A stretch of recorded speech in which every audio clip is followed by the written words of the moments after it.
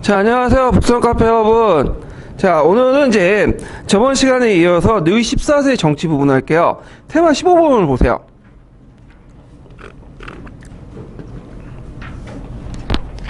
자, 누이 14세에 관련된 부분은 그 예전에는 이제 뽕떼부두 진영부터 시작해서 왕권 신수설, 그 다음에 절대왕권 특징 등에 대해서 이제 관련돼 갖고 문제가 나왔던 부분이거든요. 자, 누이 14세는 그 프랑스가 패권을 장악했던 시기에 왕이었어요. 그래서 30년 전쟁 동안 이후에 이제 부르봉 왕가가 그 패권을 장악했죠. 합스부르크 국가를 두고.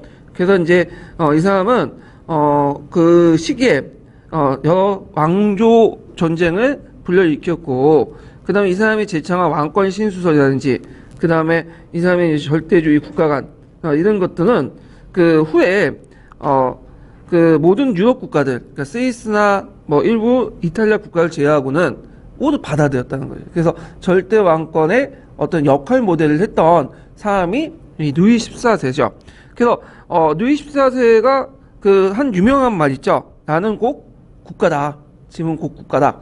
그래서 이런 말 자체가 이제 절대 왕권을 확립하는 데 큰 기여를 해줬다. 이렇게 좀 기억을 해두시면 되겠죠. 자, 그러면 누이 14세는 이제 즉위할 때는 되게 어린 나이로 즉위했어요. 그래갖고 이제 초창기 때는 이 사람이 정치를 한 건 아니고 그 마제랑이라는 사람이 있어, 마제랑. 그래서 이 마제랑이 이제 주도를 해가지고 정치를 했는데 이 사람이 이제 그 어릴 때 무슨 난을 겪게 되냐면 그 둘 차에 거쳐서 제1차 포로동의 난과 제2차 포로동의 난을 겪게 돼요. 두 차에 거쳐서 1차 포로동의 난은 파리 시민들이 봉기를 했고요. 그 다음에 2차 포로동의 난은 그 당시 이제 누가 했냐면 그 당시 이제 위그노 근거주에서 이제 서남 지역에 농민 반란이 발생을 해서 나중에 이제 파리와 지방의 반항 세력까지 이제 뭐냐면 그 합세하는 그런 형태가 됐어요. 그래갖고 2차에 거쳐서 이 포로동난을 이제 겪은 그 누이 14세가 느낀 게 뭐냐면 이게 군주라는 것은 절대적인 어떤 권위를 누려야지 행사해야지만 아래 것들이 함부로 개기지 못한다. 이런 것들을 이제 팍팍 심어준 거죠. 그래서 후에 이제 절대 왕권의 어떤 위상을 회복하는데 상당히 어떤 심적인 동기가 됐다. 이렇게 좀 기억을 해두시면 될 것 같아요. 자, 그래서 이제 이 포로난을 이제 진압을 하고 나서 성인이 된 그 누이 14세는 여러 가지 이제 정책들을 펼치게 됐는데 그 하나가 뭐냐면 중앙집권화 정책이죠. 중앙집권화 정책. 자, 이 중앙집권화 정책의 원칙 중에 하나가 뭐냐? 그 당시에 정치와 종교가 분리된 게 아니라 일치됐어요. 그래서 예전에 말했지만 하나의 종교, 하나의 왕국에는 하나의 종교가 있어야 돼. 그 하나의 그 종교는 누가 선택하죠? 왕이 선택하죠. 그러니까 왕이 믿는 종교는 그 밑에 있는 영토에 있는 시민들은 다 같이 믿어야 돼요.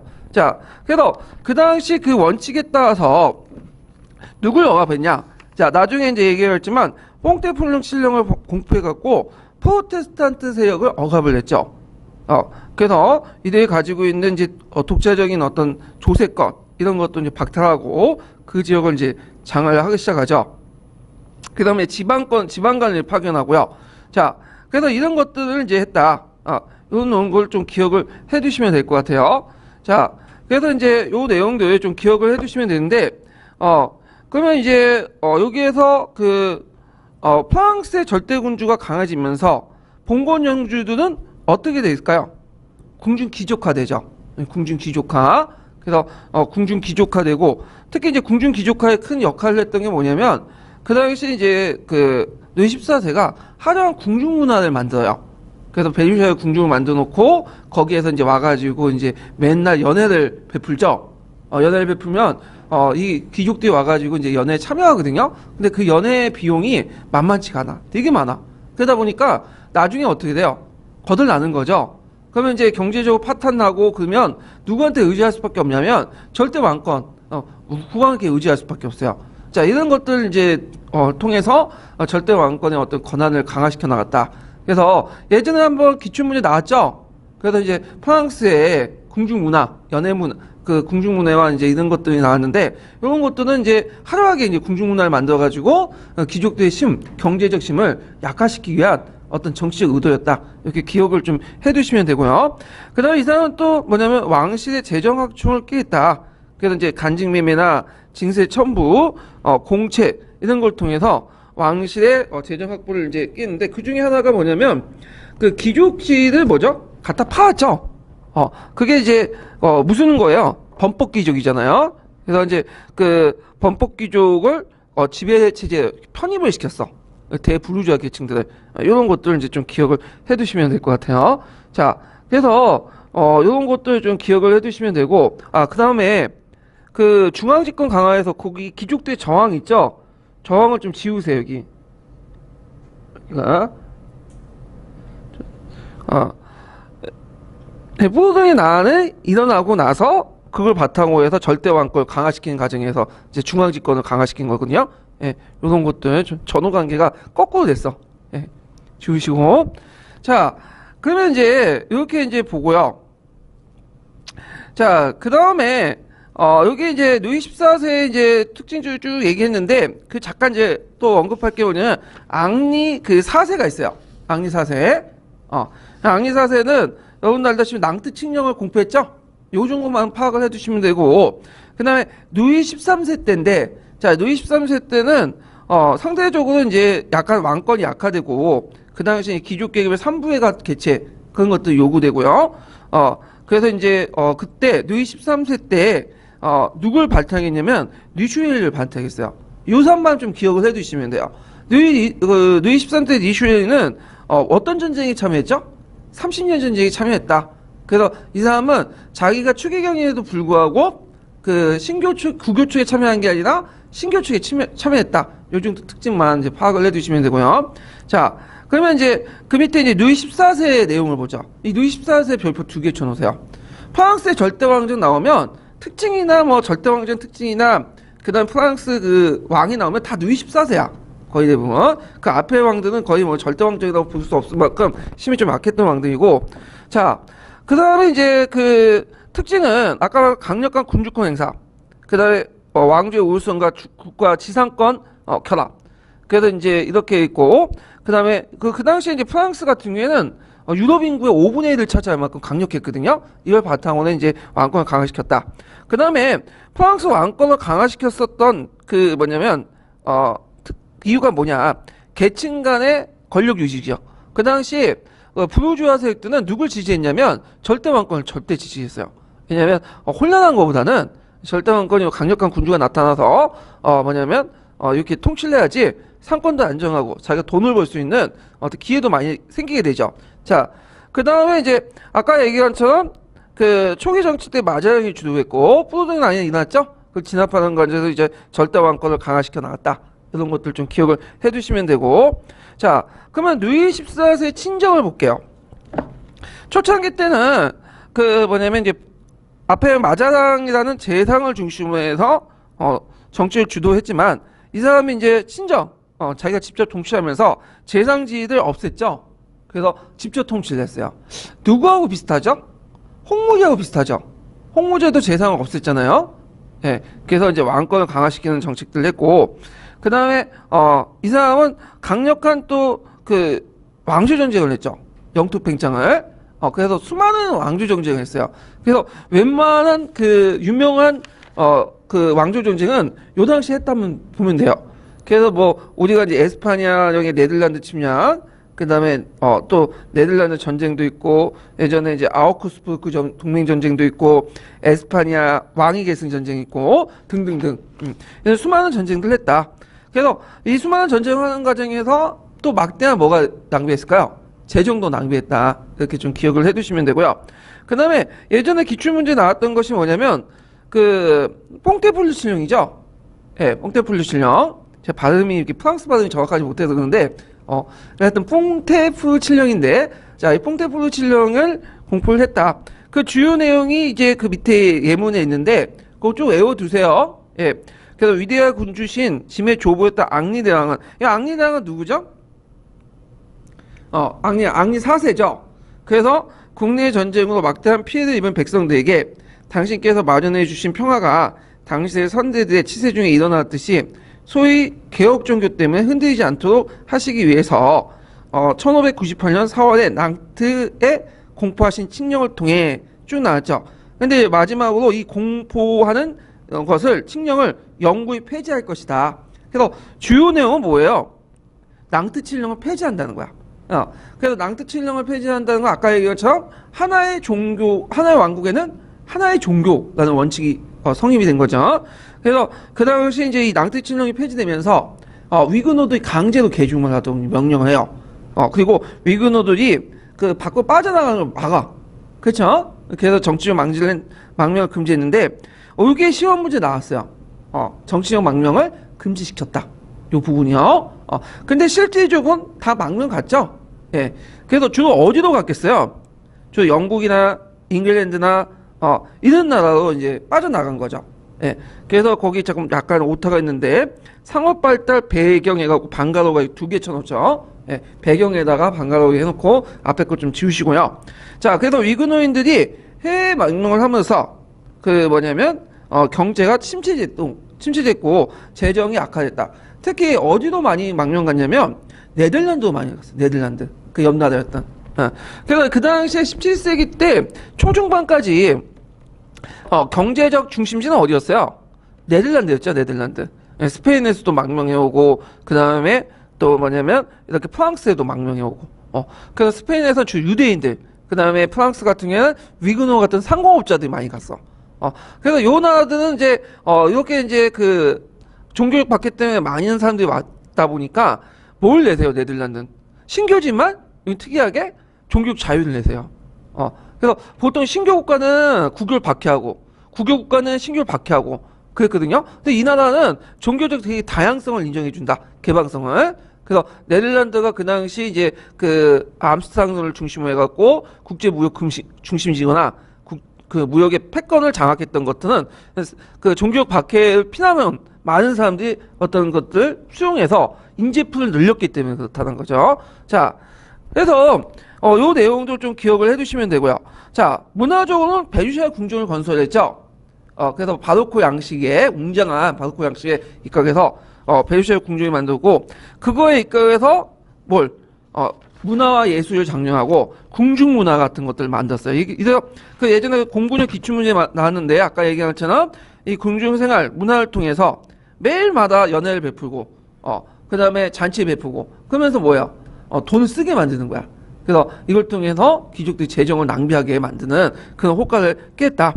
자, 그 다음에 이제 아까 이제 영토 팽창 내용이 있고 그 다음에 이제 영토 팽창 관련된 내용이 앞에 내용하고 두 개가 이렇게 있네요. 앞에 보면 지우시는 게 낫겠네요. 제가 나중에 정리를 다시 해야 될게요. 예. 자, 그래서 이제 영토 팽창이 있고 그 다음에 이 과정에서 프랑스 전선이 형성됐다.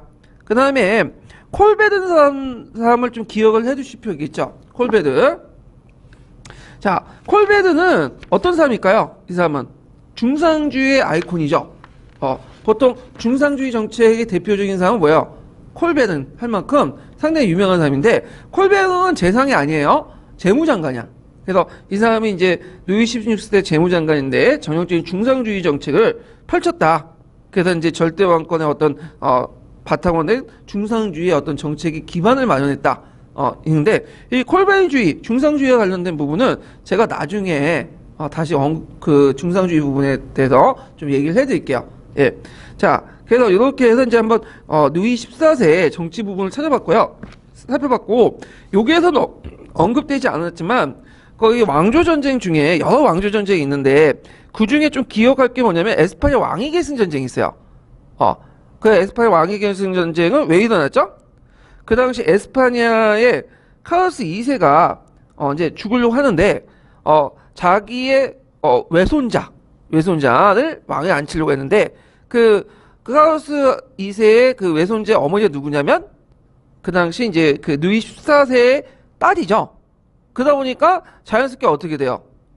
잘못하면 부르무 왕가로 넘어갈 거 아니에요? 그래서 이거에 대해서 영국, 네덜란드, 오스트리아가 축축으로 대동맹을 결성했고 프랑스가 여러 전투에서 싸웠다가 패배를 당했어요. 그래서 맺어진 조약이 무슨 조약이죠? 위트레트 조약이죠. 예. 그래서 위트레트 조약 내용을 나중에 찾아서 보세요. 그래서 제가 지금 언급은 안 했는데 좀 나올 가능성이 있거든요.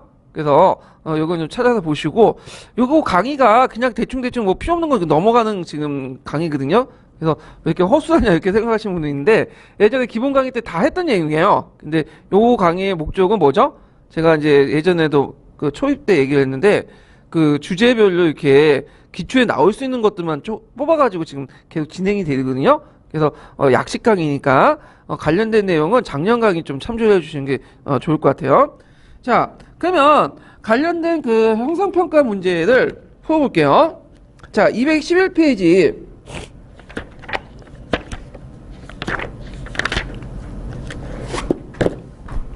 자, 211페이지 13번 문제 볼까요?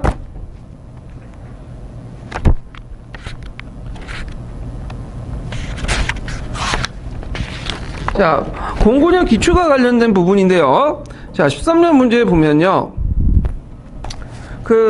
아이고, 잠깐만요. 내가 다른 데 쳐놨네.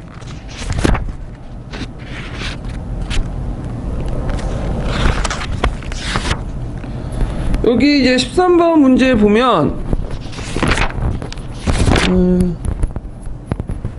자, 다음 비추진 기획의 관련된 명칭을 써보시오. 니은의 문화와 예절에 정치의 의미에 서술해보고 디귿이 폐지한 칙령과 그 결과를 말해보시오.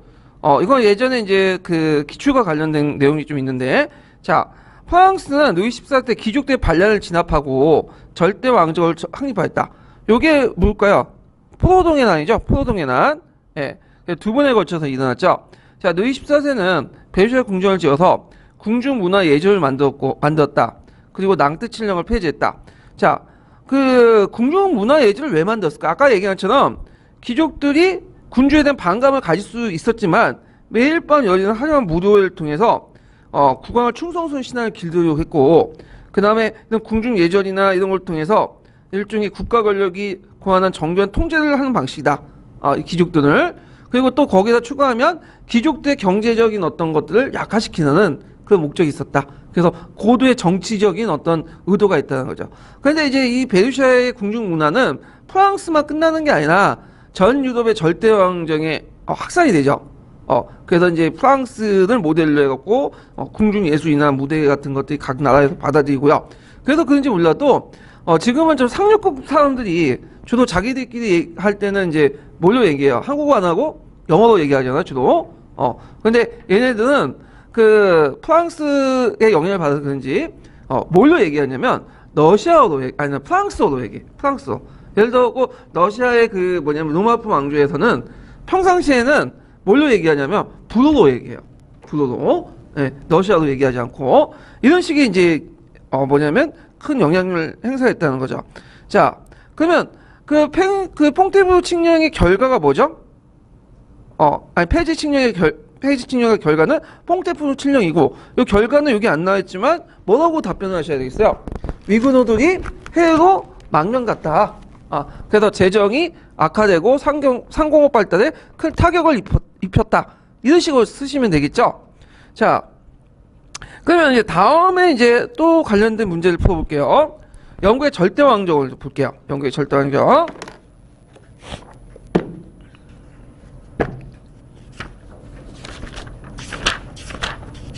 자, 영국의 절대 왕정을 이뤘던 가문은 어떤 가문이죠? 일단 장미전쟁 때 만들어진 랭커스와 요코가가 결혼을 통해서 형성된 그 투더가죠. 투더가. 예. 그러면 이제 그 영국의 절대 왕정의 특징을 보면 대개 이제 그 영국과 프랑스를 좀 비교해 볼 수 있는데, 영국은 그 노르마 왕족 때부터 정복 왕족이기 때문에 처음엔 누가 왕권이 강했어요? 영국이 훨씬 강했죠. 근데 시간이 지나면서 이게 바뀌어져요.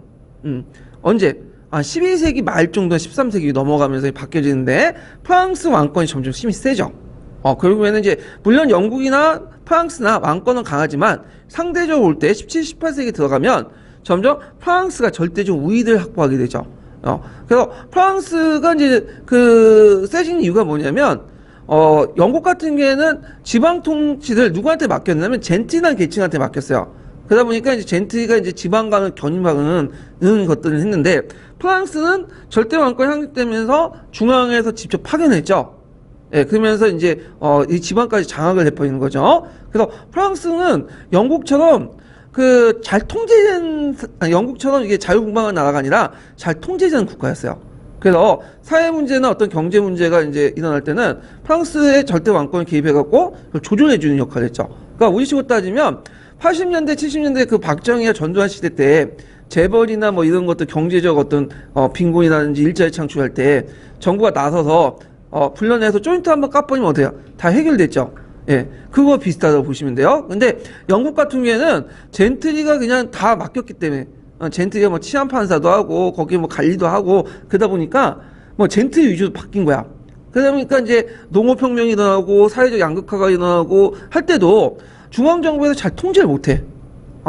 그래서 이런 것들이 대비된 모습이었다. 그럼 프랑스와 영국의 왕권이 이게 변화가 됐던 그 계기가 됐던 게 뭐냐? 심의 강도가 그 대표 중에 큰 기여를 했던 사람이 누구예요? 영국의 존왕이죠. 네, 존왕. 네, 존왕이 뭘 했어? 프랑스의 영토도 많이 상실했고 실지왕이라고 하잖아요. 그 다음에 이제 또 세금도 부과하니까 이제 그 만만하니까 귀족들이 들고 일어나서 대홍장도 맺었잖아요. 그래서 이걸 계기로 해서 프랑스와 영국의 왕권이 좀 바뀌어지는데 그래서 이제 그 일종의 기울어진 운동장이라고 하죠. 예? 그래서 처음에는 왕권을 기울였는데 이걸 계기로 해서 존왕을 계기로 해서 뭐야? 다시 거꾸로 바뀐 거야. 지금 이제 최순실 사태가 딱 게이트가 터지면서 보수에서 뭐야? 진보가 확 바뀐 것처럼 이렇게 이제 뭐냐면 그 왕권의 왕권의 양태가 상황이 프랑스보다 좀 약했다. 이 존왕을 계기로 해서 이렇게 좀 기억을 해두시면 될 것 같아요. 자, 그럼 특징은 뭐냐면, 자, 영국 같은 경우 절대 왕권 형성했지만 프랑스와 달리 현정적 정통이라는 게 있어요. 이게 뭐냐? 우리가 이제 그 영국의 의회 발전 과정을 보면 모범이라는 신분제 의회가 있었죠. 그다음 상원 하원은 이렇게 바뀌고, 그래서 나중에는 권리청과 권리장정을 통해서 입법권을 공식화시키잖아요. 예, 이런 것처럼 그 당시에 이 투도 왕조는 정치를 할 때 자기 멋대로 하진 않았어요. 절대 왕권이라도 이 영국의 그 뭐냐면 의회를 존중해 가면서 했거든요. 근데 나중에 이제 스튜어트 때 이제 청교도 혁명이나 명예혁명이 일어났던 건 뭐예요? 의회를 무시하고 그냥 독단을 하려다가 반발을 한 거잖아요. 근데 이제 그 절대 왕권이었던 투도 왕조는 이런 그 의회의 어떤 거 협력하에 정치를 했다. 이런 것도 있고, 그다음 영국 같은 경우에 좀 특징이 뭐냐면 그 강력한 육군을 가질 수 없었어요. 주로 이제 영국 하면 딱 생각하는 게 육군이 아니라 뭐죠? 해군이죠. 해군 위주의 정책들이죠. 그래서 이제 그 섬나라한 지리적 특징 때문에 군대를 강화하려는 국왕의 의도를 또 제압할 수 있었다. 그러니까 국왕이 프랑스 왕처럼 강력한 상비군을 가지고 있지 못해요. 이런 것도 이제 절대 왕권이 프랑스 왕권보다 약할 수밖에 없었던 거죠. 그래서 나중에 영국이 이제 식민지를 통치하잖아. 막대한 식민지를 경영할 때 제일 문제점이 뭐냐면 육군이 없는 거야. 강력한 육군이. 그러다 보니까 그 육군 병력을 어디에서 착출해 오냐면 인도에서 착출해요. 인도에서. 그러니까 인도가 상당히 중요한 군사적 자원이 되는 거죠. 그래서 영국은 나중에 식민지 그 정책의 목적이 어디에 초점을 맞출 수밖에 없냐면 인도에 맞출 수밖에 없어요. 인도를 어떻게든 보호해줘야 돼. 예. 그래서 이제 뭐 삼비 정책이라든지 삼시 정책이라든지 그다음에 남아 정책을 막으려고 했던 거 러시아에 다 뭘 보호하기 위한 거죠? 인도를 보호하기 위한 정책들이죠. 그건 나중에 좀 얘기를 할 텐데. 자, 그다음에 그 귀족들을 완전하게 장악하지 못했다는 거. 아까 얘기한 것처럼 그 영국 같은 경우에는 그 지방의 통치를 누구한테 맡겼다고 했죠? 젠틀에게 맡겼다고 했죠. 향신 계층들. 그러다 보니까 프랑스처럼 이렇게 지방까지 일일이 통제를 못해. 이런 문제점이 들 수 있고, 그러다 보니까 이 지방에 일어난 여러 가지 사회적 문제나 이거를 제대로 해결할 수 없었다. 자, 그 다음에 왕은 전제했지만 폭정하지 않았다. 전제했지만 폭정하지 않았다는 말이 뭘까요? 자기의 권력은 있지만 이 권력을 뭐냐면 자기 마음대로 쓰진 않았다는 거예요. 국가의 권력을 의회 협력하여서 국정에 반영했다는 거죠. 예. 물론 이거는 나중에 이게 스튜어트 왕조 때가 아니라 어떤 왕조 얘기하는 거죠? 지금 투도 왕조 얘기하는 거예요. 자, 그래서 이렇게 이제 중산 계급의 이익을 대변하는 방향으로 했기 때문에 대중적 지지 기반을 확대시킬 수 있고요. 그 다음에 이걸 통해서 이제 국민의식, 국민문화, 그 다음에 그 국가교회가 성립할 수 있고, 그리고 국민국가가 발전할 수 있는 기틀을 마련했다.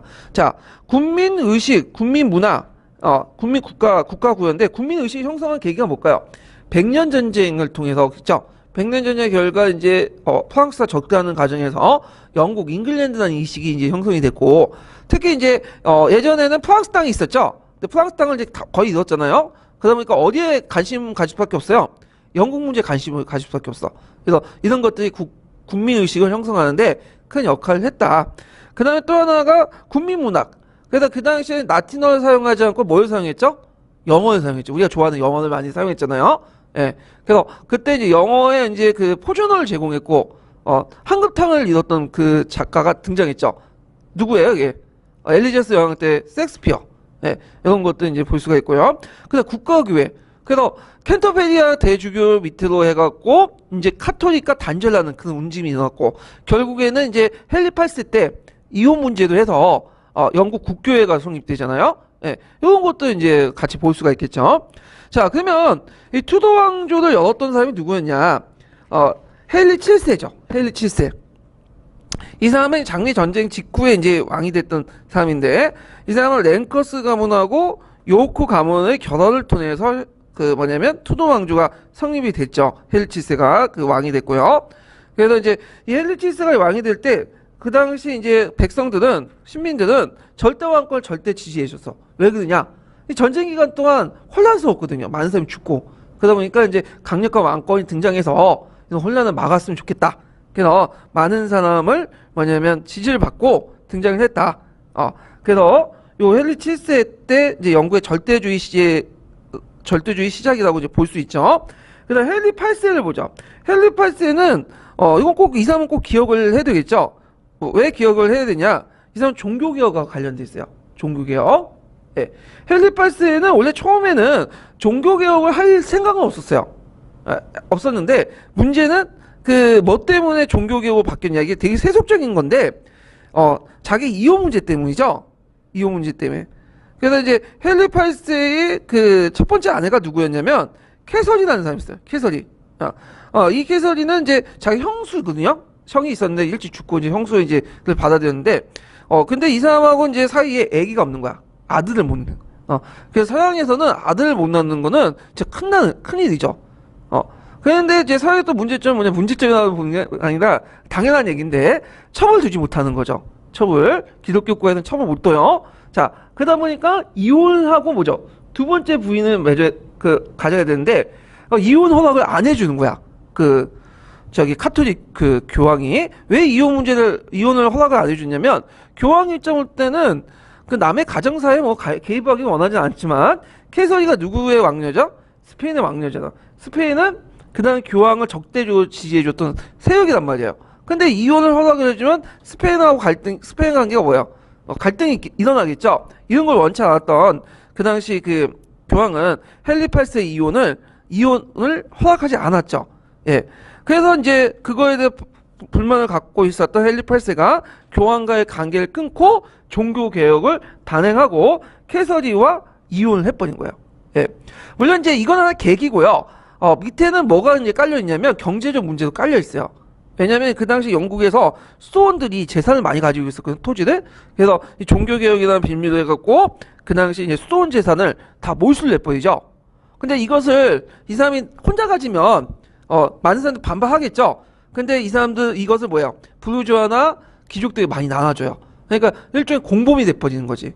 그러면 이 사람들 입장 올 때는 당연히 그 헨리 8세의 종교개혁을 지지해줘야지 자기가 받아먹은 떡국물을 지킬 수 있겠죠. 그런 식으로 소속 경제적 공동체들 또 만들어 놓고, 그 다음에 또 그 당시 국민들도 로마 영국에서 거둔 여러 가지 교회 세금 같은 거 있죠. 11조라든지 헌금 같은 거를 교황 쪽으로 유출한 걸 별로 안 좋아했어.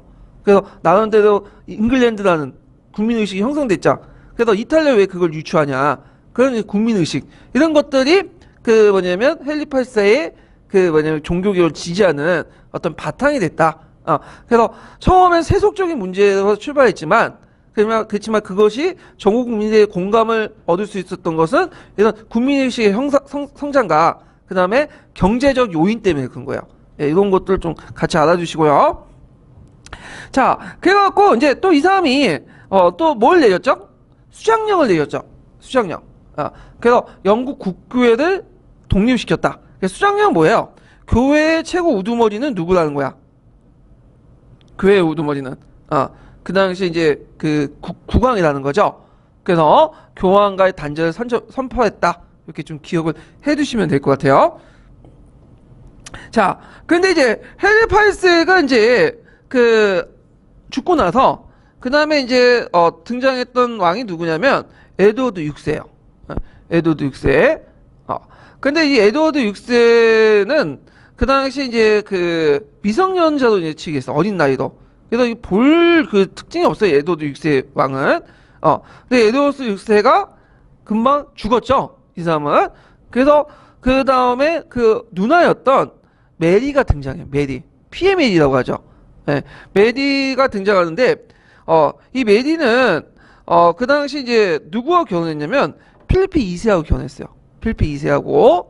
네. 그래서 필리프 2세 부인인데, 그래서 이 사람은 충실한 그 카톨릭교도이기 때문에 많은 신교들을 박해를 했죠. 그래갖고, 그 당시 그 피에 메리라는 칭호를 얻게 되는데, 다행히도 이 사람은 뭐예요? 빨리 죽었어요, 또. 그리고 나서 그 여동생이었던 엘리자베스 1세가 즉위하게 되죠. 엘리자베스 1세. 그래서 이제 이 엘리자베스 1세 때는 영국 절대주의의 전성기였다. 그리고 영국의 르네상스 개학이었고, 그걸 이제 상징하고 있는 인물이 셰익스피어죠. 셰익스피어고, 그 다음에 영국의 어떤 근대적 발전의 기반을 구축했던 그 왕인데, 자, 이 사람이 이제 그 정책은 뭐냐면 종교적 간대 정책. 그래서 국민 통합을 내세우기 위해서 영국 국교회를 확립을 했지만 그렇다고 해서 카톨릭을 탄압하진 않았어요. 그냥 자기 혼자 개인적으로 믿으면 뭐죠? 그냥 인정해 준 거야. 그냥 국가 차원에서 뭐 강제 개종을 하거나 막 잡아서 죽이거나 그러진 않았단 말이죠.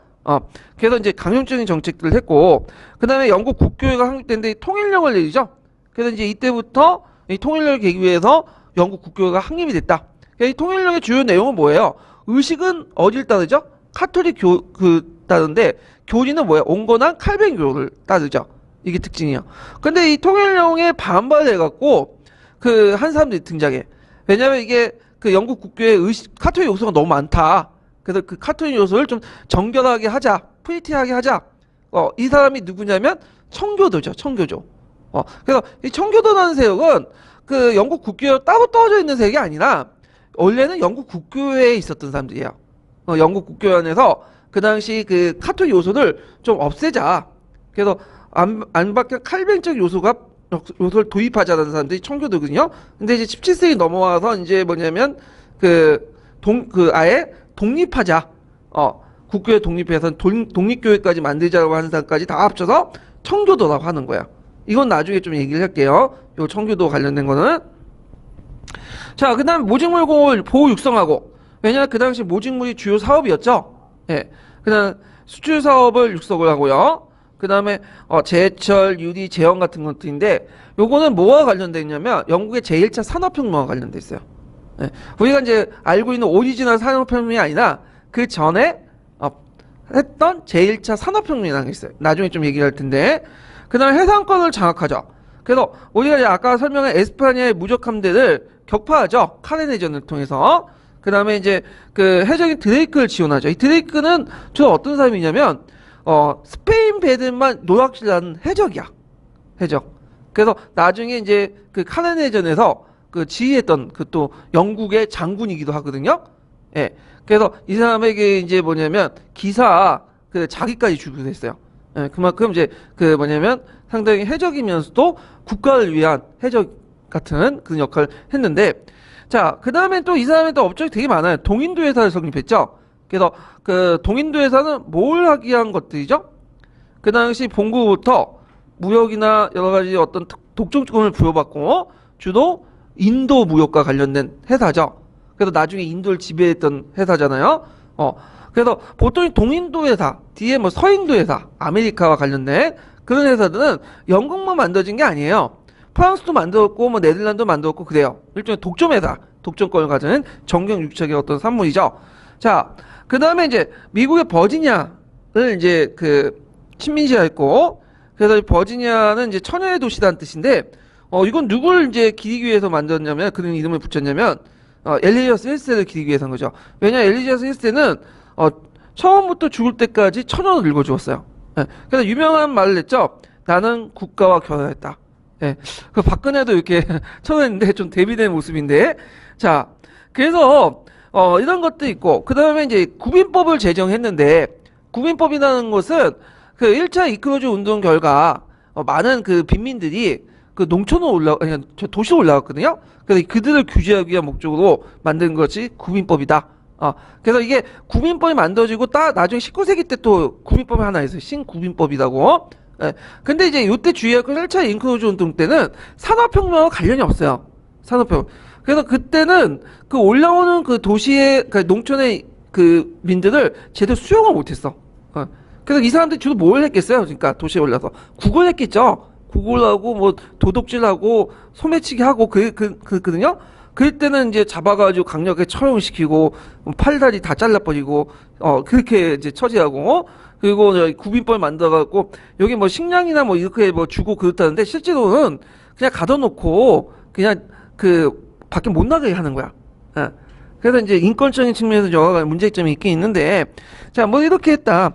그래서 그 엘리자베스 1세가 이렇게 정권을 잘했잖아요. 정치를 잘하다 보니까 후대에 이제 어떤 인식을 갖고 있냐면 여왕이 통치하면 국가가 번성한다. 이런 개념이 나타났어. 근데 후에 또 옛 여왕 때나 빅토리아 여왕 때 잘했거든. 또 엘리자베스 2세 때도 뭐 그렇게 무난하죠. 그래서 영국 같은 경우에는 여성 정치가들이 많아요. 근데 이제 오늘날 그 한국에서는 완전히 박근혜가 이렇게 망쳐놓는 바람에 잘못된 인식을 이제 심어줬는데 자 하여튼 그래서 이제 이런 엘리자베스 1세 때 전성기를 뒀다. 이렇게 이제 보시면 되고, 그 다음에 이제 여기 좀 살펴볼 게 뭐냐면, 성실청이라는 곳이 있어요. 성실청. 성실청을 왜 제가 심층학습에 뒀냐면, 이게 헨리 7세 때 만든 특별 법정이에요. 그래갖고, 왜 법정의 명칭이 성실청이냐? 방해, 청정에 뭐가 그려졌죠? 벌이 그려졌기 때문에 성실청이다. 했는데, 이 성실청은 그 재판이 상당히 처음에는, 상당히 신속하게, 진행이 됐고, 그 다음에 공정했기 때문에, 나름대로, 많은 사람들이 인기를 끌었어. 근데, 시간이 지나면서, 뭐, 보통법 절차도 무시해버리고, 피고의 권리도 무시하고, 그 다음에 나중에 스투어트 왕조 때는 이제 정제 왕권을 강화시키는 데만 이용했기 때문에, 나중에 비난을 받게 되죠. 예, 그래서 나중에 폐지가 돼요. 그래서, 성실청과 관련돼갖고 예전에, 아주 예전 기출문제 때 한번 언급이 돼 있었어요. 그래서 이런 정도만 기억을 해두세요. 이건 나중에 청교도 혁명할 때 또 얘기를 할게요. 자, 그 다음에 뒤에 넘어가서 왕조전쟁의 성격과 내용을 이제 볼게요. 자, 왕조전쟁의 성격과 내용도 그 예전에 아마 92년 기출문제에 한번 물어봤어요. 전반적으로. 세 가지 특징이 있죠. 자, 국민적 이해관계보다는 왕조적 이해관계가 앞선 전쟁이었다. 국민적 이해관계보다는 왕조적 이해관계가 앞서졌는데 자, 국민적 이해관계보다 왕조적 이해관계가 더 앞선 건 뭘까요? 자, 예를 들어 갖고 그 예전에 MB가 그 독도를 주려고 했죠. 독도를. 근데 이제 요번에 반응이 안 좋으니까 그냥 어떻게 해요? 무마된 거 아니에요? 자기는 그 말 안 했다면서. 예. 자, 근데 이와 마찬가지로 그 당시에 이제 지금은 국민들이 동의하에 동의가 있어야지만 영토 교환도 되고 영토 하락도 돼. 왜냐면 이만큼 이제 그 국민의식이 성장했다는 걸 봐볼 수 있죠. 전쟁이 일어났더라도 점령군이 함부로 그 피점령국의 국가, 패전국의 땅을 뺄 수가 없어. 그거 2차 세계대전 때 볼 수 있는 거 아니에요? 그건 뭐냐면 국민의식이 성장됐기 때문에 이게 뺏어도 자기 영토를 만들어도 통치 비용이 더 들어가. 반발 때문에. 그래서 그런 건데, 그 당시에는 물론 국민의식이 조금씩 형성됐지만, 오늘날 같이 그렇게 완벽하지 않았어요. 그래서 왕조전쟁 하는 과정에서 자기의 왕조의 이해관계에 따라서, 땅을 교환을 했어. 영토를 교환하고. 그럼 국민들이 좀 반발해도 그렇게 그 반발이 그 왕조의 큰 타격을 받을 정도가 아니었어. 그렇지만 지금 입장에서는 완전한 국민국가 형성되고 국민의식이 형성된 상황에서 영토 교환이나 어떤 하장 같은 거는 국민의 동의에 안에서만 할 수 있는 거예요. 예. 그래서 이런 것들과 연결시켜서 보시면 되고. 자, 두 번째로는 세력균형의 원리가 적용됐다. 세력균형의 원리가. 그래서 세력균형의 원리가 뭐냐? A와 B가 싸울 때 A가 힘이 강하고 B가 힘이 약하면 그 나머지 국가는 누구한테 힘을 몰아주죠? B한테 몰아줘요. 그래서 이제 A를 이제 고립화시키고 이게 패전시키는 그 요인을 하는데, 이거는 뭐냐면 어느 한쪽이 힘이 너무 강해질 경우는 어떻게 유럽의 균형이 깨질 수가 있겠죠. 이런 것들을 이제 막기 위한 거야. 저도 이게 왕조 전쟁의 그런 성격을 가지고 있고, 나중에 이제 전에 언급했던 종교개혁 있죠. 종교전쟁. 이 종교전쟁도 길게 보면 왕조전쟁과 관련된 거예요. 그래서 이것도 일종의 세력균형의 원리에 입각해서 이렇게 이제 또 작용됐다는 걸 좀 보시면 되겠죠. 그래서 이 세력균형에 큰 역할을 했던 나라가 어떤 나라냐면 영국이죠, 영국. 영국은 그 오래전부터 명예로운 고립을 외치면서 다른 나라와 동맹을 직접적으로 안 맺으려고 했어요. 동맹을 맺더라도 군사적 원조보다는 재정적인 원조. 여기 초점을 맞췄죠. 근데 이제 영국이 이제 딱 보기에 A가 좀 힘이 약하다면 A한테 힘을 밀어주고, 또 B가 힘이 약하다면 B가 힘을 밀어주고, 그래서 그 대륙에 있는 그 세력 패권의 어떤 균형점을 맺으려고 했다. 이런 것들이 특징이고요. 그래서 이제 대개 이 세력 균형의 원리가 이제 루이 14세 때 잘 적용됐죠. 루이 14세 때 최고 패권을 가진 국가가 어떤 나라였죠? 유럽에서? 프랑스죠. 그러다 보니까 프랑스가 전쟁이 일어나면 나머지 국가들은 다 프랑스 반대편에 쓰는 거야. 프랑스가 적대적인 국가를 지원해 주죠. 그거는 무슨 균형의 원칙이 또 적용됐기 때문에 그러냐면 세력 균형의 원칙이 적용됐기 때문이다. 자, 세 번째로는 뭐냐면 그 왕조 전쟁이 일어나면 영국과 프랑스가 같이 전쟁이 일어나요. 영국과 프랑스가. 그래서 이걸 뭐라고 하냐면 예전에 100년 전쟁이 있었죠. 또 한 번의 100년 전쟁이 나서 제2차 100년 전쟁이네요. 제2차 100년 전쟁. 그래갖고 이제 크게 아우쿠스부르크 전쟁, 그다음 에스파냐 왕위 계승 전쟁, 오스트리아 왕위 계승 전쟁, 그다음 7년 전쟁, 이 네 번의 전쟁이 있었어요. 식민 전쟁이 영국과 프랑스가 식민지에 싸우는 건데, 자 거기에 이제 네 번의 식민 전쟁, 네 번의 왕조 전쟁이 있을 때 같이 네 번의 식민 전쟁도 같이 있었죠. 같이 일어나요. 네, 연계되어 있는 거예요. 그렇지만 별개로 이제 진행됐던 전쟁들인데, 아우쿠스부르크 전쟁 때는 월렴 전쟁이라고 하고요. 그 다음에 에스파냐 왕위 계승 전쟁, 옌 전쟁. 그 다음에 이제 오스트리아 왕위 계승 전쟁, 조지아 전쟁. 그 다음에 7년 전쟁을 같이 일어난 건 프랑스 인디안 전쟁. 이렇게 또 프레시 전투죠. 그래서 그 앞에 7년 전쟁을 제외하고 월렴, 옌, 조지아 이런 것들은 누구의 이름을 딴 거예요? 그때 당시에 영국 왕의 이름을 딴 거죠. 네, 이렇게 있고, 우리가 이제 알아야 될 것은 요번에 시험 문제에 나온 거죠. 어떤 거죠? 프랑스 인디안 전쟁이죠. 네, 또 프렌치 인디안 전쟁이라고 또 하는데, 그래서 인디언은 프랑스 인디안 전쟁 왜 붙였냐? 그 영국의 입장 올 때는 영국 기준이에요. 그 전쟁을 할 때, 식민 전쟁을 할 때 프랑스가 누굴 거냐면, 아유 이거 뭐야? 시동폰이 가졌네. 갑자기 똥파리 때문에 또. 자, 하여튼 그 당시 그 프랑스가 누굴 끌어들였냐면 인디언을 끌어들였어. 그래서 이걸 프랑스 인디안 전쟁이에요. 물론 영국도 인디언을 끌어들였지만, 영국이 입장할 때 프랑스가 인디언을 끌어들여서 같이 싸웠기 때문에 프랑스 인디안 전쟁이 한다. 이 프랑스 인디안 전쟁은 어디를 대상으로 싸운 거죠? 주로 북미 지역, 캐나다, 패권을 들렸다고 이제 싸운 건데, 자, 그 다음에 프랑스 인디안 전쟁과 거의 비슷한 시기에 무슨 전쟁이 있어요? 인도에서 또 한번 싸웠죠. 그래서 그 당시 이제 그 캘커타, 벵골 지역 있죠? 벵골 지역을 장악을 둘러싸고 영국과 프랑스가 한 번 떴어. 영국의 장군 크레이브가 프레시전투에서 프랑스군을 격파했죠. 예. 그래서 이제 그 프랑스 인디안 전쟁이 프레시전투, 서쪽에서는 프랑스 인디안 전쟁, 동쪽에서는 프레시전투가 이제 7년 전쟁과 연관돼서 일어났다. 요번에 나왔던 것이 프랑스 인디안 전쟁이에요. 예. 그래서 어떤 분은 이 7년 전쟁의 답을 쓰시는데 7년 전쟁 아니에요. 이거 7년 전쟁하고 연관돼 있지만 전쟁이 별개로 진행된 거예요, 이거는요. 예. 그리고 영국은 7년 전쟁을 개입하지 않았어요. 7년 전쟁을 군사적으로 개입하지 않고 재정적 지원만 해줬죠. 그러니까 영국군과 프랑스군이 싸웠던 거는 어디에서 싸웠냐면 주로 식민전쟁에서 싸웠던 거예요. 예. 그래서 하여튼 제2차 100년 전쟁을 마무리했던 조약이 무슨 전쟁이죠? 파리 조약이죠. 파리 조약. 요번에 시험 문제 나온. 그래서 파리 조약의 주요 내용이 뭐예요? 그 캐나다 지역의 땅이 누구한테 넘어간 거야? 캐나다 지역 땅이 그 영국한테 넘어가게 된 거죠. 영국한테. 예. 그래서 이제 이 당시 이제 영국은 이제 캐나다 땅을 얻고, 그 다음에 또 7년 전쟁을 통해서 많은 정비를 낭비했죠. 그래서 이제 그 프랑스 인디안 전쟁이나 7년 전쟁 돈을 대주고 프랑스 인디안 전쟁 프랑스가 싸우고 그래서 식민지를 좀 체계져 있고 이 부족한 정비 재정 적자를 만회하기 위해서 미국에 뭘 부과한 거예요? 세금을 부과하려다가 들고 일어난 거죠. 그래서 미국의 독립혁명이 일어나는 또 배경이 되죠. 그래서 이런 거 이건 나중에 좀 얘기를 하고요. 그래서 요 내용들 좀 기억을 해두시면 돼요. 그래서 그 밑에 이제 에스파냐 왕위 계승 전쟁, 뭐 오스트리아 왕위 계승 7년 전에 쭉 이렇게 정리를 했고 조약 내용을 정리했는데, 자, 요 부분은 좀 뒤에 좀 얘기할게요. 또 7년 전쟁 오스트리아 왕위 계승 전쟁 부분은. 자, 그러면 관련된 내용을 한번 볼게요. 자, 228페이지 펴보세요.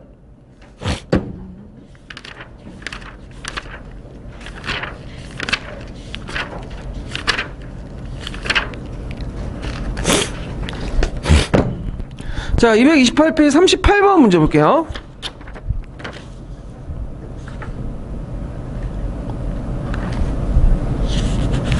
자, 38번이 잠깐만요.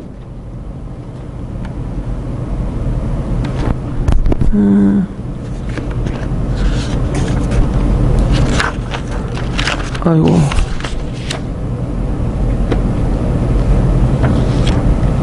이게 답이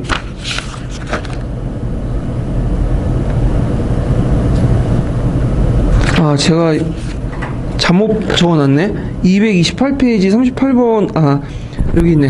죄송해요. 예, 헷갈렸어.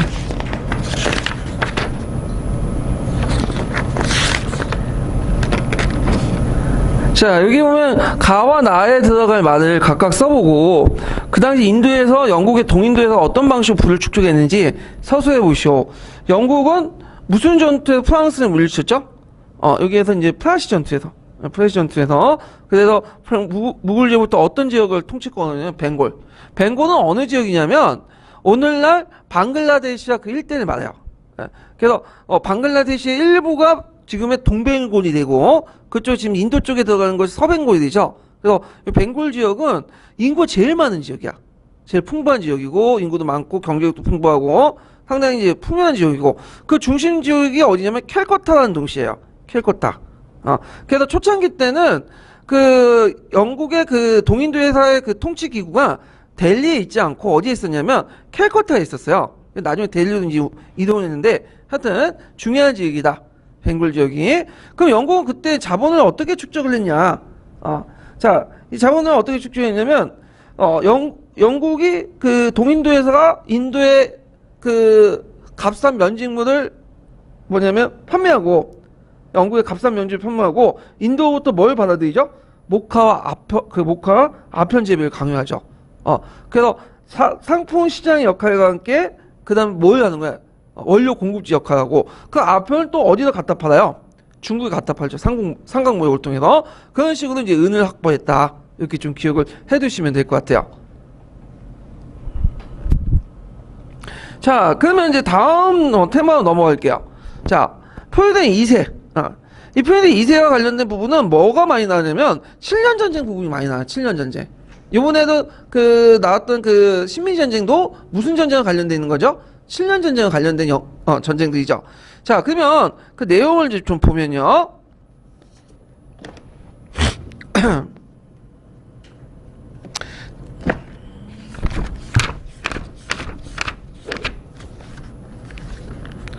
자, 이 프로이센 나라는 어디에서 개척한 나라는 독일 기사단이 엘베강 이도 지역의 여러 땅들을 개척하는 과정에서 그 탄생된 나라거든요. 그러다 보니까 이 어떤 문제점이 있냐면 이 나라는 이제 땅이 영토가 한 곳에 집적돼 있지 않고 곳곳에 떨어져 있어. 나라가 좀 불안전한 거야. 그래서 나중에 이제 그 프로이센이 그 폴란드 분할에 참여했잖아요. 그건 뭐냐면 분할된 영토를 같이 한번 합쳐보려고 하는 의도에서 참여하겠는데, 자, 이 당시 이제 프로이센 전에 그 이름이 뭐냐면 브랜드부르크 선제호예요.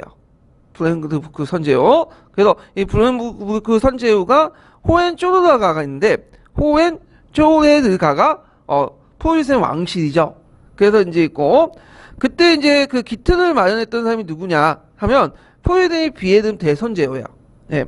그래서 이제 이때 이제 영방 신분을 억제하고 영방 그 신분이라는 건 뭐냐면 그다음 연방 의회에 있었던 귀족들의 권리죠. 귀족들의 어떤 정치적 권리를 억제하고 상비군을 설치하죠. 그래서 이때 상비군을 설치하는 과정에서 누굴 많이 등용했냐면 행정요직이나 군대 장교에 융코들을 많이 등용을 했죠. 융코라는 건 여러분도 알다시피 독일의 토지 귀족들 얘기하죠. 예. 그래서 이 토지 귀족들이 그 서유럽과 달리 절대 왕권을 뒷받침해주는 기틀이 되었다. 그래서 서유럽 같은 경우에는 절대 왕권을 그 뒷받침하는 계급이 어떤 세력들이에요? 부르주아 세력들이죠. 그래서 그 서유럽 같은 경우 계급군 형성이 많이 맞는 게 나름대로 부르주아가 그 역할을 했어. 근데 동유럽은 그 역할을 못해. 왜 그러냐면 동유럽 같은 경우에는 부르주아 세력들이 세력 미비했거든. 근데 그 역할을 누가 해준 거야? 융커가 해준 거죠. 그래서 호연이 비스마르크도 융커 출신이에요. 이렇게 연관시켜서 보시면 되고, 그 다음에 이제 포이드 1세 때부터 공식적인 포이센하고 이제 부르게 돼요. 포이센 왕의 칭호를 이제 획득하게 되고요. 그 다음에 포이드 비에름 1세 때는 유럽의 강대국의 발전을 토대로 마련했고, 관료 조직을 합리화시키고, 상비군을 훈련시켰다. 자, 근데 이제 요 왕들은 시험 문제 거의 안 나오고, 실제 이제 시험 문제 나오는 왕은 딱 한 사람 있죠? 포이드 2세요. 포이드 2세. 자, 이 포이드 2세는 그 젊었을 때 그 예술과 음악에 되게 탐닉했던 젊은 사람이야. 젊었을 때 예술과 음악을 탐닉했고 자기 아버지를 싫어했어. 그래서 아버지에게 반항을 하고 가출도 하고 그랬던 사람이거든요. 근데 이 사람이 왕이 되면서 결국엔 누굴 닮았어요? 그 아버지를 닮았죠. 아버지보다 더 닮았죠. 더 위에 섰죠. 그래서 그 아버지였던 푸이든이 비에름 1세보다 더 능가한 절대 군주권을 확립을 했던 것들이죠. 그래서 이거 보면 되게 이제 집안이 엄격하고 뭔가 그런 집안은 권위적인 것들 보면 그 아들들이나 이 사람 되게 싫어해. 근데 막상 자기가 그 아버지가 됐을 때는 똑같은 짓을 반복하는 거야. 예. 마찬가지로 폭력 안에 있는 아버지 아들은 그 아들 또한 어떻게 폭력적이 될 수밖에 없어요. 예. 그래서 이제 이게 좀 이렇게 문화적 영향이 있는데, 자, 포이드 2세 업적을 보면 두 개의 전쟁이 꼭 외워두셨죠. 5세 왕위 계승 전쟁하고 그는 7년 전쟁이죠. 되게 여기 시험 문제 여기 나와요. 그럼 5세 왕위 계승 전쟁이 뭐냐? 그 원인이 왜 일어났냐면, 자, 그 당시 이제 그 오스트리아는 무슨 가문이 있었냐면 합스부르크가가 있었어요. 합스부르크가. 이 합스부르크가는 오스트리아 왕이면서 또 뭐예요? 신성 로마 제국의 황제였어. 근데 이제 이 합스부르크가의 그 황제이자 그 다음에 그 황제이자 왕이었던 그 전에 왕이 이 사람이 이제 칼 6세죠. 칼 6세가 죽을 때 그 당시 누구한테 이제 그 지위를 넘겨줬냐면 마리아 테레지에게 두 지위를 넘겨준 거야. 근데 그 문제는 마리아 테레지는 여자야. 여자는 왕은 될 수 있어도 황제가 못 돼요. 신성로마 황제가. 그러니까 이제 이거에 대해서 그 포유센이 뭐냐면 들고 일어난 거죠. 게르만 법에 의한 그런 권한이 없다. 그래가지고 그 뭐냐면 마리아 테레지가 이제 황제가 되니까 공격해 들어온 거야. 근데 이 황제가 되는 것 때문에 공격하는 것은 그냥 핑계에 불과하고 실제로는 어떤 땅을 원하기 위해서 공격한 거죠? 그 당시에 경제적 부유지였던 슐레지안을 따기 위해서 공격하기 위해서 이제 얻기 위해서 공격한 거죠. 그 당시 슐레지안은 섬유鉱이나 석탄이나 철이 되게 풍부했던 지역이에요. 그래서 거기를 점령을 해요. 그래서 이제 이때 이제 이걸 계기로 해서 동맹을 맺게 되죠. 그래서 프랑스, 에스파냐, 바이에른 같은 건 누구 편을 들어요? 프로이센 편을 노리고, 그 반대로 이제 그 뭐냐면 영국은 오스트리아에 가담을 하게 되죠. 결국엔 누가 이기죠? 프로이센이 이기죠. 그래서 무슨 조약을 통해서 드레스덴 조약을 계기로 했고 이 프로이센의 슬레지안 점령을 인정하게 돼요. 그러면 이때 이제 식민지 전쟁은 무슨 전쟁이었어요? 조지아 전쟁이죠. 세 번째 전쟁. 예. 그래갖고 이제 오스트리아와 함께 영국과 프랑스와 간에 이제 식민지 전쟁이 일어났는데 이것도 이제 뭐 누구나 이제 뭐 특별하게 이긴 사람 없지 비등비등해. 그래서 에이실 나사페 조약을 통해서 형상 유지 정책이 결정됐다. 이렇게 좀 기억을 해두시면 돼요. 자, 그 다음에 이제 오스트리아 왕위 계승 전쟁에서 7년 전쟁 그 중간에 무슨 혁명이 일어났냐면 외교혁명이 일어났어요. 외교혁명이 뭐냐면 기존에 그 거의 한 200년 동안 유지됐던 그 동맹관계가 하루아침에 바뀌어진 거야. 어떻게 바뀌어졌냐? 자, 프랑스와 러시아가 누구로? 오스트리아로. 그래서 프랑스와 러시아는 이제 에스파냐 왕위 계승 전쟁 때 누구에 가담했어요? 프로이센에 가담했던 나라죠. 근데 이에 반해 영국은 오스트리아에 가담했던 영국은 누구한테 또 갔죠? 프로이센에게 동맹이 바뀐 거야. 왜 바뀌었냐면 그 당시 영국 같은 경우에는 이제 일단 프랑스가 대립 외교를 하고 있었고 대립하고 있었고 프랑스가 오스트리아 붙으니까 이제 프랑스 견제하고자 프로이센에 붙은 것도 있고 또 하나가 결정적으로 뭐냐면 그 당시에 영국 왕조는 어떤 왕조였죠? 하노버 왕조였죠. 하노버 왕조. 이 하노버 왕조는 스투어트 왕조가 이제 끝나고 나서 예니왕 때 끝나고 나서 저쪽 하노버 쪽의 공이었던 조지 1세가 왕위가 돼요. 근데 이 조지 1세는 이제 독일 사람인데 영국 그 왕실과 연결됐기 때문에 왕이 됐던 사람이거든요. 그러니까 영국에서는 이 하노버 지역 조그만 공국이 있어. 하노버 공국이 상당히 중요해. 그 지역을 지켜줄 수 있는 큰 세력이 필요했던 거야. 누굴 선택한 거예요? 프로이센 선택했던 거죠. 그래서 이 프로이센에 붙은 거죠. 그래서 기존에 200년 동안 동맹 관계를 유지했던 그런 세력 구도가 하루아침에 바뀌었다. 그래서 이걸 뭐라고 얘기하냐면 외교혁명이라고. 외교혁명. 이런 것들이 나중에 어디에 반영되죠? 7년 전쟁에 반영되죠. 그래서 7년 전쟁 같은 경우에는 종전의 오스트리아 그 계승 전쟁과 동맹 관계가 확 바뀌어요. 이렇게. 그래서 이게 바뀌면서 7년 전쟁에 반영이 됐다. 자, 그럼 7년 전쟁을 볼게요. 7년 전쟁. 이 7년 전쟁은 별표 2개 쳐놓으세요. 상당히 중요한 전쟁이죠. 자, 7년 전쟁은 일단은 그 유럽 전쟁과 그 다음에 함께 또 무슨 가치 전쟁이 일어났죠? 프랑스 인디안 전쟁 같이 일어났죠. 영국과 프랑스 간에. 그래서 이 7년 전쟁은 결국엔 예전에 무슨 땅 때문에 일어난 거예요? 슐레지안 땅 때문에 일어나. 그래서 오스트리아가 슐레지안을 다시 탈환하는 과정에서 뭐냐면 전쟁이 일어나는데 요때는 프로이센이 초창기 때는 되게 불리했어요. 왜 불리했냐면 영국은 자기 편이지만 영국은 직접 가담하지 않고 재정적 지원만 해주고 실제로 전투는 누가 했냐? 프랑스군, 오스트리아군, 러시아군, 등 3대1로 붙은 거야. 3대1로. 그러다 보니까 이제 프로이센이 초창기 때는 점점 어떻게 밀리게 돼요. 그래가지고 이제 거기 보면 코네 루스 도르프에서 참패를 하고 심지어 베를린이 포위당할 정도로 상당히 위기에 처해져 있죠.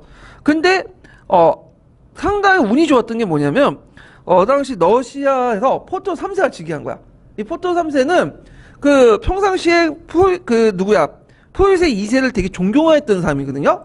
그러면서 전쟁을 도중에 그만둬버린 거야. 그래서 철수를 해버리죠. 그러니까 이제 나중에 러시아에서 이것 때문에 국내 불만 포출돼 나와서 군사 쿠데타가 일어나요. 결국에는 포토 3세는 죽고 그 아내였던 에카테리나 2세가 뭐죠? 즉위하게 되는 거죠. 예. 원래 에카테리나 2세는 독일 사람인데 하여튼 이렇게 해서 즉위해가지고 이렇게 했고. 자, 그래서 이제 러시아 포토 3세가 즉위하고 그 다음에 프로이센 강화가 체결되고 결국엔 이걸 기획해갖고 이제 반전을 깼던 이제 프로이센이 오스트리아군을 물리치고 슐레지안을 다시 영토를 확인하게 되죠. 그래서 요게 무슨 조약이죠? 후베르투스크 부르크 조약이에요. 후베르투스크 부르크 조약. 그러니까 7년 전쟁 끝마무리한 조약은 파리 조약이 아니라 무슨 조약이에요? 후베르투스크 조약이에요. 예, 그거 꼭 기억을 해두세요. 예. 그리고 7년 전쟁이 끝날 무렵에 프렌치 인디안 전쟁의 끝마무리로서 무슨 조약을 맺게 되는 거죠? 파리 조약을 맺게 되는 거야. 이 시점이 비슷하게. 예. 그래서 요거 좀 연결을 명확히 해주시고요. 그럼 프렌치 인디안 전쟁은 아까 얘기한 것처럼 무슨 전쟁으로 끝났죠? 파리 조약으로 끝냈죠. 그래서 캐나다나 이런 것들 이제 맺게 되는데 인도는 획득하는 건 파리 조약이 없고 캐나다만 있어요.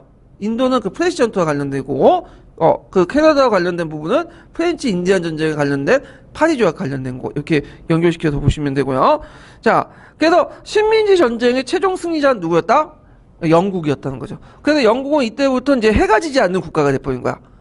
인도부터 해갖고 아메리카 방대한 식민지를 거느리게 되죠. 그래서 어느 곳은 가든 영국이나 대제국에서는 해가 항상 떠 있어. 그래서 그런 지위를 두었다. 그러면 이제 프로이센 2세의 업적을 볼게요. 자, 이 사람은 전쟁이 끝난 후 여러 전후復興 사업을 하게 되고, 그 다음에 다른 절대 왕정 국가와 함께 그 중상주의 정책들을 이제 실시를 하죠. 그래서 보호관세를 설치하고 수입을 억제하고 수출 증대와 자급자족 위한 그 산업 보호를 육성을 했다. 그 다음에 이제 그 사법개혁을 해서 고문을 제고하고요. 상비군을 증가하고. 그 다음에 아까 얘기했처럼 제1차 폴란드 분할에 참여했죠. 그 폴란드 분할에 참여한 이유가 뭐라고 했어요? 영토를 통합하기 위한 거죠. 산재됐던 영토를 하나로 통합하기 위해서 했다. 그 다음에 계몽 전제 군주와 자치하죠. 그래서 그 사람이 유명한 말 있죠. 그 군주라는 건 제1의 공복이다. 그래갖고 이제 거기 보면 마키아벨리 같은 거 보면 국민의 행복은 그 군주의 어떤 이익보다 중요하다 하면서 그 계몽군주처럼 이렇게 계몽군주 자치했는데, 계몽군주는 저기가 뭐냐, 주로 이제 동유럽에 있는 그 군주들 계몽군주라고 하는데 대표적인 사람이 누구죠? 포에네 2세, 그 다음에 에카테 2세, 그런 사람들 이제 보통 계몽군주라고 하죠. 그래서 이 계몽군주의 뜻은 뭐냐면 권력이라는 것은 군주가 하나한테 있어요. 그치? 권력을 가진 군주가 자기 멋대로 행동하는 게 아니라 국민을 봉사한다는 생각으로 국민을 위한 정치를 해야 된다. 이게 계몽군주도야. 그래서 이 계몽군주들은 안으로는 뭐 절대왕권이나 이런 것들을 이제 성립을 하지만 또 밖으로는 또 자기가 계몽군주를 포방하면서 볼테르 같은 사람 있죠. 프랑스 지식 볼테르와 또 서신도 교환하고 방문도 허용해주고 이렇게 하는 것처럼 자기가 마치 계몽사상가처럼 이렇게 행동했던 사람들 그 군주라고 보시면 돼요. 그래서 요 포에네 그 2세도 그 당시 그 누구하고 교류를 많이 했냐면 볼테르와 교류를 했어요. 볼테르 되게 좋아했어. 예. 그래갖고 그 볼테르와 나는 그 편지 내용이 그 밑에 있죠. 그 다음에 거기 못해 보면 마키아벨리론이 있죠. 그러니까 마키아벨리론에 반대한다는 거야. 이런 전제 군주상을 반대했는데 실제로 포에네의 활동은 전제 군주. 예. 그래서 이제 있고, 그 다음에 이제 이 사람은 이제 그 특징은 본질적 가부장적인 성격을 가진 전제적 절대군주적 성격을 갖고 있고, 농노 지배권을 강화시키고 융커를 국가로 근간했다. 그러니까 오늘날 말은 진보 코스프레를 잘했던 사람이죠. 이미지 정치, 이미지 메이킹을 잘했지만 실제로 뭐야? 독재했다는 거야, 똑같이. 예. 그래서 이런 것들 좀 기억을 해두시면 될 것 같아요. 자, 그러면 관련된 내용을 한번 형성평가에 찾아서 좀 볼게요. 자, 211페이지 펴보세요. 211페이지.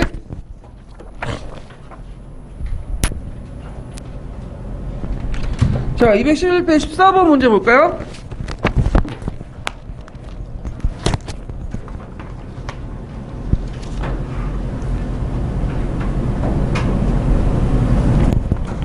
자, 다음 국가가 성장할 수 있었던 정치적 배경을 서술해보고 이 왕이 오스트리아로부터 획득한 지역을 말해보시오.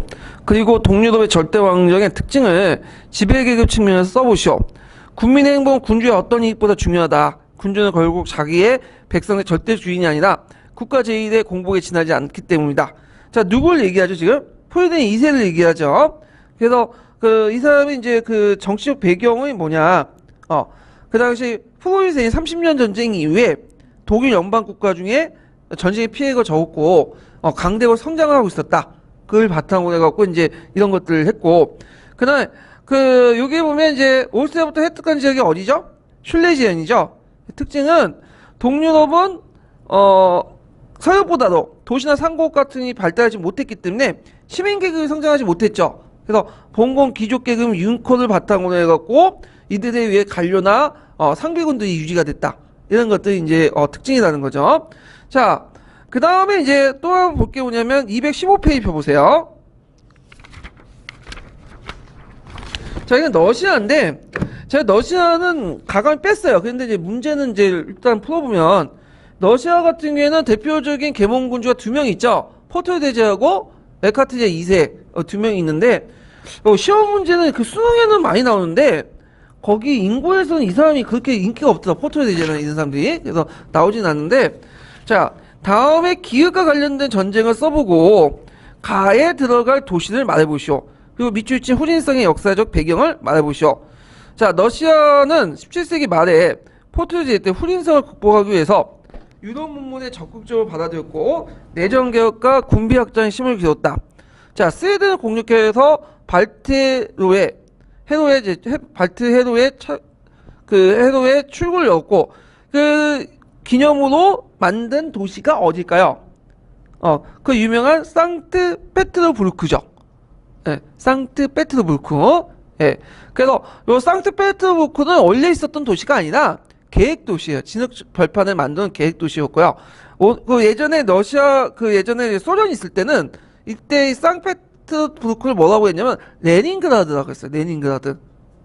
그래서 이제 오늘 이제 그대로 돌아왔는데 자, 그다음 기후위기 전쟁은 무슨 전쟁이죠? 북방 전쟁이죠. 두 번에 걸쳐서 처음에 패했고 두 번째 전쟁이 이겼죠. 그래서 이 북방 전쟁 이렇게 있고 그다음에 그 당시에 왜 이런 후진성을 가지고 있냐? 자, 이거는 이제 뭐냐면 그 러시아는 오래전부터 누구의 지배를 있었어요? 키차크 왕국의 지배를 받았어. 그러니까 이제 이런 아시아적 성격이 강한 후진 지역으로 계속 남아 있었고 그리고 이제 지리적으로 이렇게 뭐냐면 왕래하기도 좀 불편했어 유럽하고. 그러다 보니까 유럽 문화나 이런 것들이 많이 전파하기도 힘들었죠. 이런 것들이 이제 원인이 되었다. 그리고 정치적으로 스웨덴과 폴란드가 러시아의 유럽 진출을 가로막았던 거야. 이런 것들이 복합적으로 이제 작용했던 거예요. 예. 자, 그래서 이런 것들을 이제 보시면 되고, 러시아는 에카테르 2세나 포트로 대제 부분은 제가 기본 강의 시간은 했어요. 그러니까 그것 좀 참조해 주시고요. 여러분들 교과서 수준만 이제 파악을 해 주시면 될 것 같아요. 자, 그러면 다음 넘어가죠. 다음 테마로. 계몽사상가들. 자, 요건 좀 쉬었다 할까요?